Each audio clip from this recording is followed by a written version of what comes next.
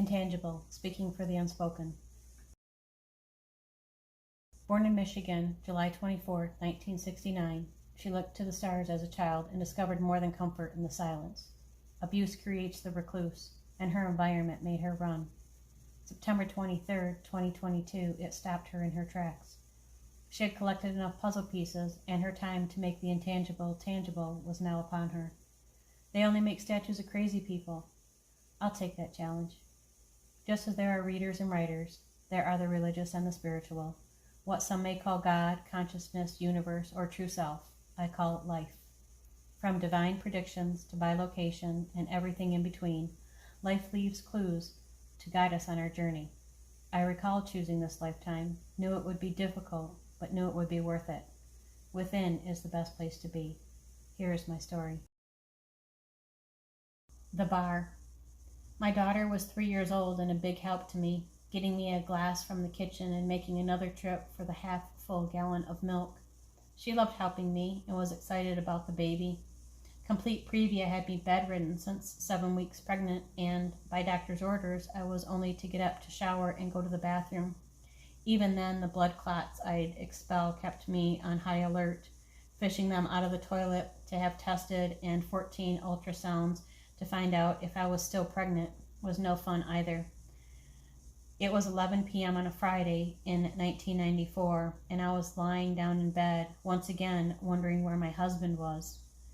Suddenly, what appeared to be a flat TV screen opened, hanging about 4 to 6 inches away from the ceiling. It had a distinct black framed edge.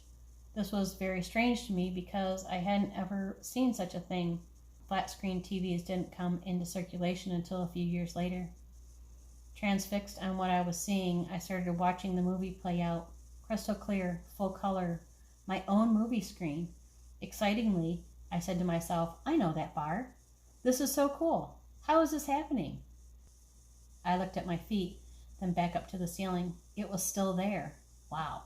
The scene was from just inside the doorway of the bar.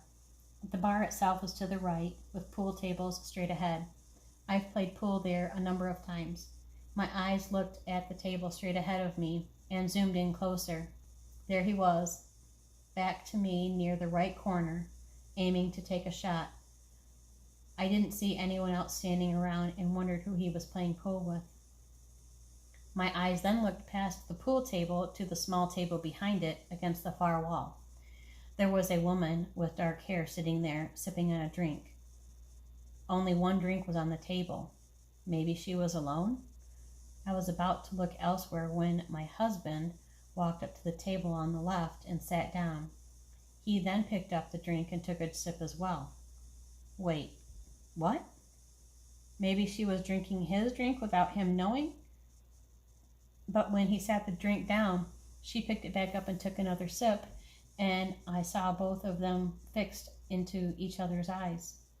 No, I firmly said to myself, I'm not going to lay here watching this and do nothing. It's not the first time he's cheated on me. But I had to see this for myself, and it was easy enough to prove, right now. I slowly got my daughter out of bed, grabbed the car keys, put her in the back, buckled her in, and headed to the bar. When I arrived, there were cars everywhere. After all, it was a college town on a Friday. However, as luck would have it, there was an open spot in front of the entrance, under the light, and it wasn't marked handicapped parking only. Perfect. I parked the car, locked the door, noticed she was asleep, and headed inside. Once I opened the door, I saw the scene on my ceiling continue to play out. There he was, in the same spot I'd left him at. But what do I do now? I'd left the scene at home and didn't know what was next, but it was like I saw a live-action TV screen on my ceiling. At the near end of the pool table where he was at, to the left, was a half wall with booze on my side and people playing on more pool tables on the other side of it. The booth on the corner, closest to the table he was playing on, was open.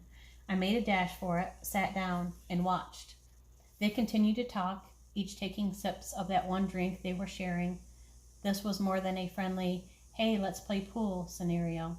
This was more like a date, with his work friends nearby. To my left, where others were playing, I heard his best friend Ken call out his name just as he was standing up to take his turn.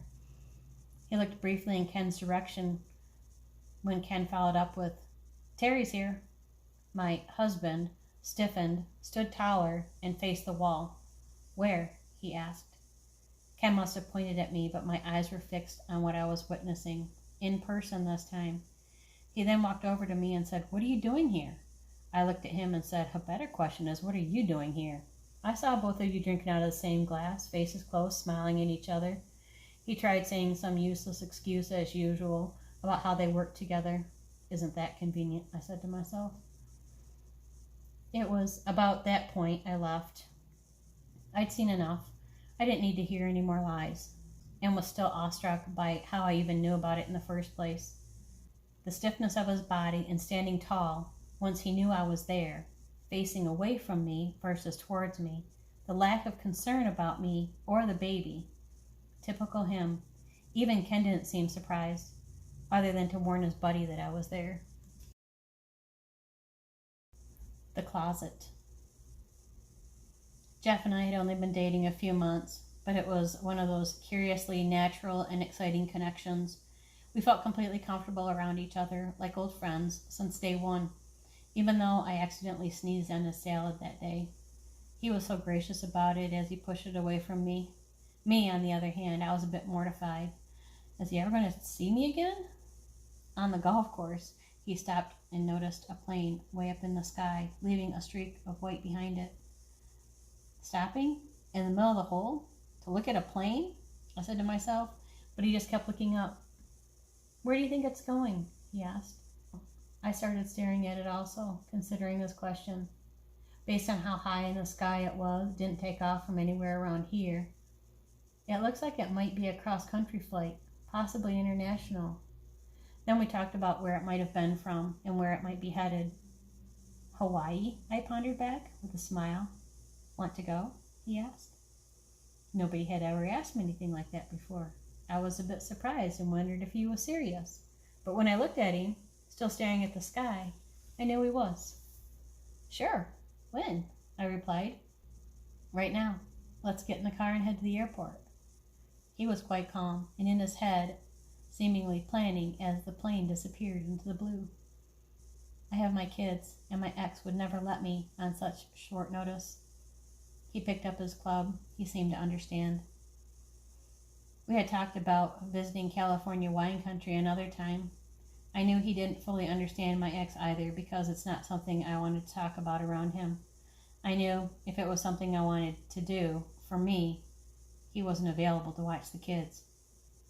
I knew I didn't want to leave him with them that long, and I didn't want to leave them with my mother, even though she was temporarily living with us at the time.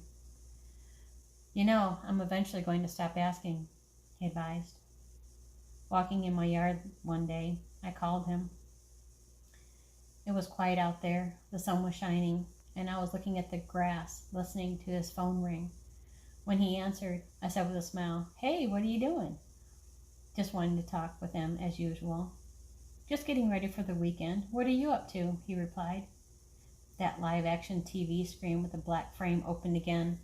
Around it, I could still see the grass in my yard, but found myself looking at a closet full of shirts hanging on hangers, consuming most of my view.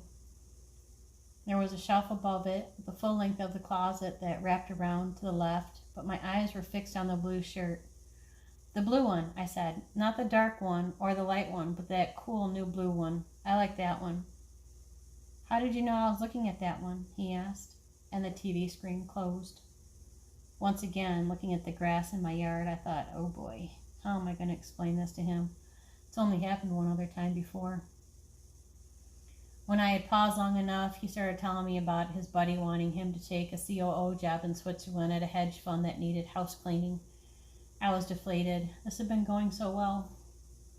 When I was at his house next, I sat on his bed and my eyes were drawn to the open door in the left corner.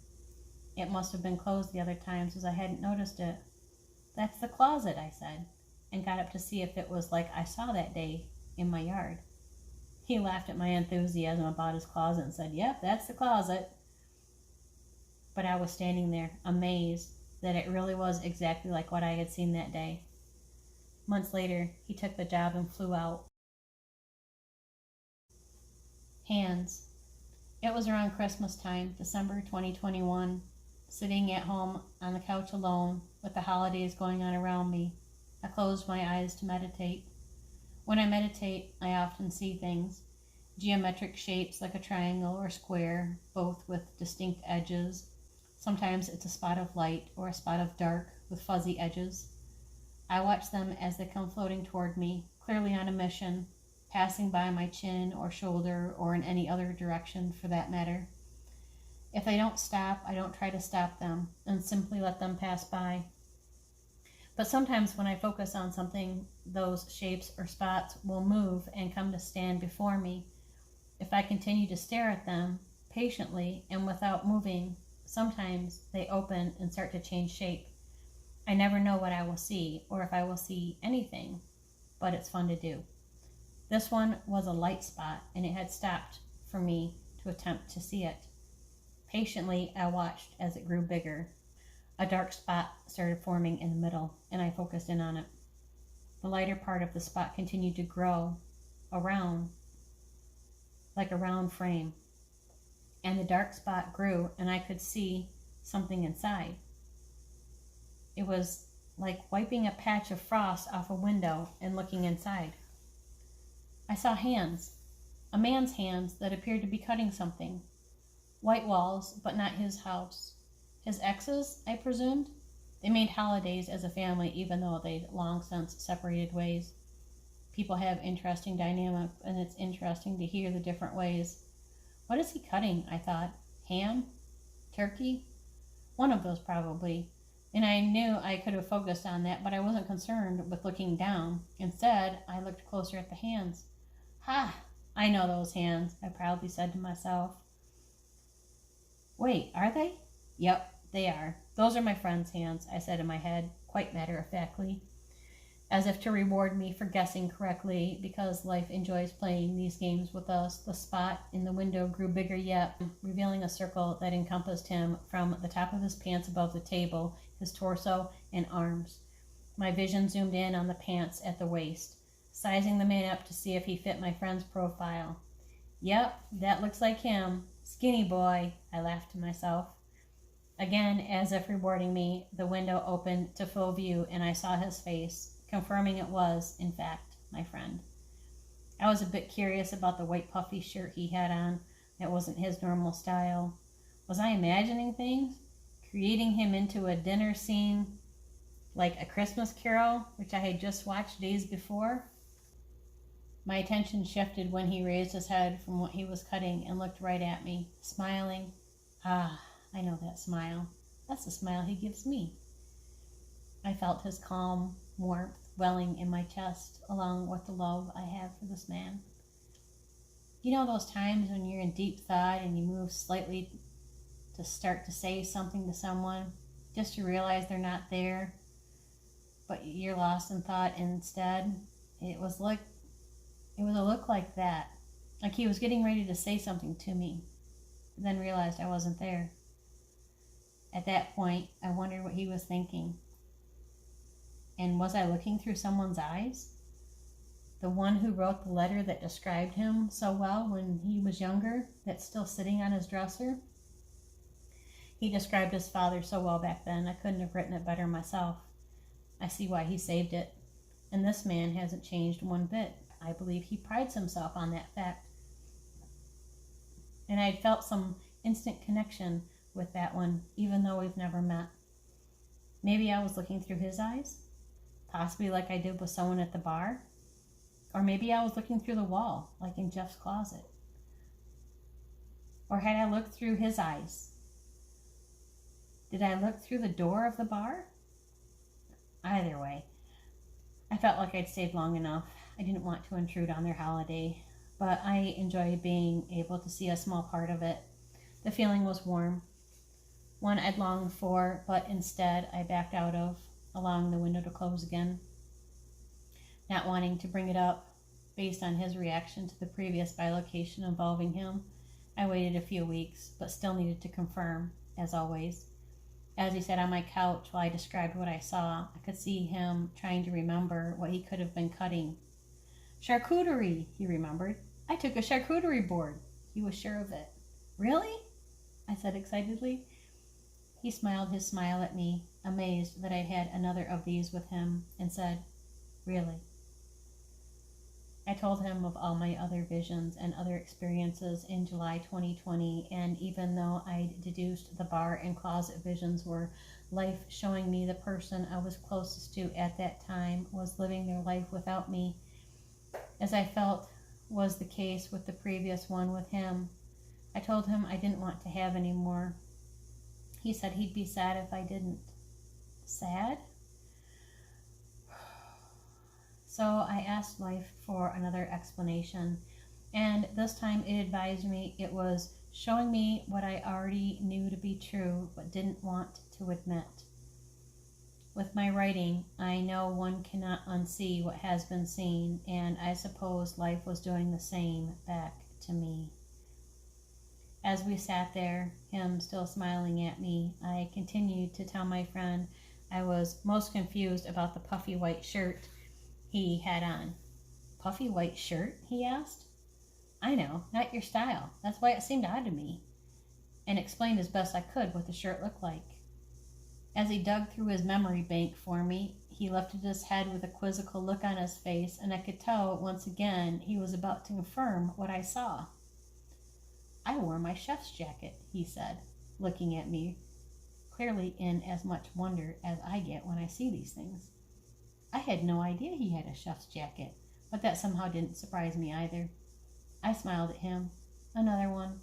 Confirmed. Wow. Dude, do not mess with me. You know what this means to me. Are you serious? He just smiled back, nodding, both enjoying how these are even possible. It had been another magical Christmas for me.